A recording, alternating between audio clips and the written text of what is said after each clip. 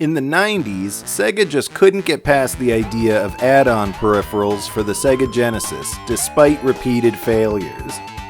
As discussed in the Sonic CD retrospective, Sega had previously tried a CD-based add-on that could breathe new life into the Sega Genesis, if only anyone could afford it. In 1995, Sega decided to try again with the 32X, a mushroom-like add-on that gave the Genesis the power to rival the newer consoles like the Sony PlayStation and Sega's own Saturn. You can probably guess that the story doesn't end well for the 32X, but we did get a solid Sonic game out of it. Well, more of a spin-off game. Knuckles Chaotix was released in March of 1995 alongside the 32X add-on, the first Sonic spin-off to feature Knuckles as the lead. The game introduces several new characters, including Vector the Crocodile, Espio the Chameleon, and Charmy Bee, and it reintroduces Mighty the Armadillo from Sega Sonic the Hedgehog. The game is based on the standard Sonic formula, a side-scrolling platformer with an emphasis on speedy pinball physics, but Chaotix adds its own spin. The player controls two characters connected by ring energy.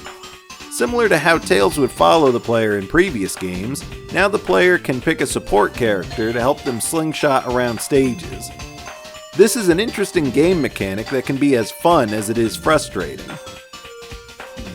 The stages are the most colorful in the history of Sonic games, with less of the blues and greens used in standard Sonic games and more purples and yellows.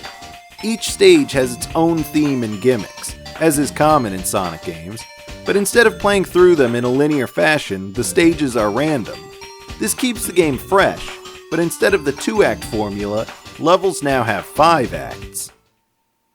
Much like Sonic CD, Knuckles Chaotix didn't have the opportunity to accumulate a fan base due to the 32X's low sales.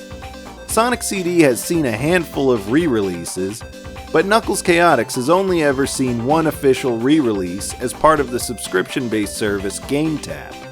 Because of this, it's been an elusive treasure to fans too young to have experienced it in 1995. For fans who were there at launch, it was more of a disappointment than anything. Appreciation for it has grown in the years since, but when it came out there were numerous issues with the 32X device itself. Many households couldn't get the 32X to work with their Genesis consoles. Within the year, Sega stopped supporting the add-on entirely, leaving a bad taste in the mouths of fans everywhere. This is all completely unfair to Knuckles Chaotix. The game itself is a perfectly fine and competent spin-off that's been forever tarnished by its reputation as the only Sonic game holding up the 32X. Fans expected a follow-up to the previous year's Sonic 3 and Sonic & Knuckles. Chaotix was not that by a long shot. Maybe if the fabled Sonic Mars had come to fruition, it would have taken the heat off Chaotix. Knuckles Chaotix is one of the best looking and best sounding Sonic games of the 90s. The art style is fantastic, the colors are vibrant and exciting, and the soundtrack is one of the best in the entire series. None of this stops the game from being a mediocre package overall. I'd like to see it get re-released someday, but I doubt it'll happen anytime soon. The game is simply more novelty than something worth playing through to the end.